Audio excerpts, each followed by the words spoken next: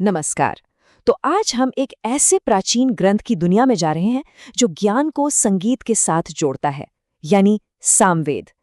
और ये सिर्फ एक धार्मिक किताब नहीं है, बल्कि ये ध्वनि, भावना और चेतना के बीच जो गहरा रिश्ता है, उसकी एक पड़ताल है। आइए इस एक विचार से शुरुआत करते हैं। ज्ञान का भावना से मिलन ही परमात्मा की अनुभूति है।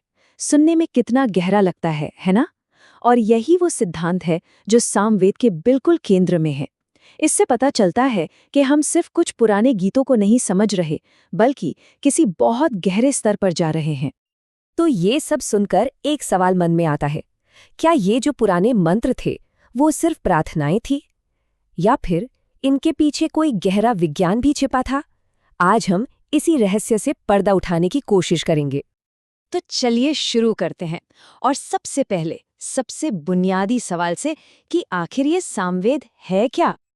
देखिए, इसका नाम ही अपने आप में बहुत कुछ बता देता है। सामवेद ये संस्कृत के दो शब्दों को मिलाकर बना है। साम जिसका मतलब है धुन या गीत, और वेद जिसका मतलब है ज्ञान। तो सीधे सीधे कहें तो ये है धुनों का ज्ञान। और अगर इसे ऋग्वेद के साथ रखकर देखें तो बात और भी साफ हो जाती है। आप इसे ऐसे समझिए कि अगर ऋग्वेद शब्द हैं, या कह लीजिए गाने के बोल हैं, तो सामवेद उसकी धुन है, उसका संगीत है। एक बताता है कि क्या कहना है, और दूसरा ये कि उसे कैसे गाना है। और हाँ, ये रिश्ता कोई मामूली नहीं है। ग्रंथ में तो यहाँ तक कहा गया है कि शब्द यानी ऋचा और धुन यानी साम एक शादीशुदा जोड़े की तरह हैं, जिन्हें अलग नहीं किया जा सकता। मतलब संगीत यहाँ सिर्फ सजावट के लिए नहीं है, ये तो मंत्र की शक्ति और उसके मतलब का एक जरूरी हिस्सा है। तो अब थोड़ा और गहराई में उतरते हैं, देखते हैं कि ये बनता कैसे। क्योंकि ये सिर्फ शब्द और संगीत का मेल नहीं है, बल्कि ये ज्ञान, भावना और गीत का एक बहुत ही पावरफुल कॉम्बिनेशन है। सबसे पहले इसकी नींव में है ज्ञान, यानी वो सारी बौद्धिक और आध्यात्मिक समझ जो वेदों के मंत्रों में छिपी है। लेकिन सिर्फ ज्ञान काफी नहीं होता। उसे जिंदा करने के लिए एक चिंगारी चाहिए, एक कैटलिस्ट, और वो है भावना, वो एहसास, वो जज्बात जो उस ज्ञान में जान डाल दे। तो सवाल ये है कि ज्ञान और भावना को जोड़ा कैसे जाए। यहीं पर आता है गान, यानी गीत। संगीत यहाँ एक पुल का काम करता है, जो ज्ञान की गहराई को भावना की ताकत से मिला देता है।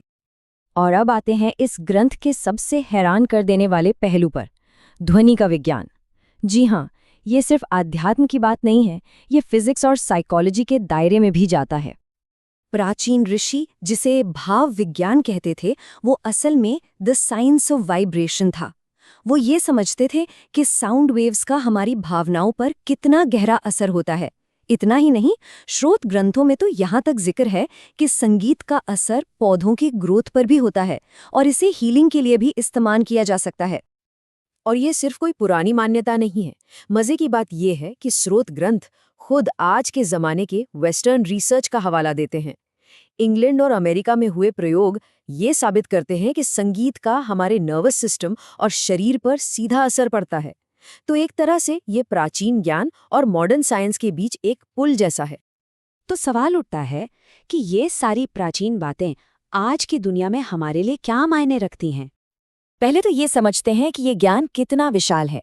सामवेद संहिता में कुल 1875 मंत्र हैं। ये एक बहुत बड़ा कलेक्शन है। दिलचस्प बात यह है कि ज्यादातर मंत्र ऋग्वेद से ही लिए गए हैं, लेकिन उन्हें एक खास संगीत और लय में पिरोया गया है, जिससे उन्हें एक नया मतलब और मकसद मिल जाता है। तो कुल मिलाकर सार क्या है? यही कि सामवेद सिर्फ एक चीज नहीं है, ये कला, आध्यात्मिकता और विज्ञान के बीच का एक अनोखा संगम है। यह हमें याद दिलाता है कि ज्ञान सबसे ज्यादा असरदार तब होता है जब उसे भावना और कला के जरिए महसूस किया जाए। तो अगली बार जब कोई संगीत सुनकर रोंगटे खड़े हो जाएं, या मन में कोई गहरी खुशी महसूस हो, तो एक पल रुककर सोचिएगा कि ये आवाज असल में कर क्या रही है। क्या ये सिर्फ मनोरंजन है, या कुछ और भी है जो इससे कहीं ज्यादा गहरा है?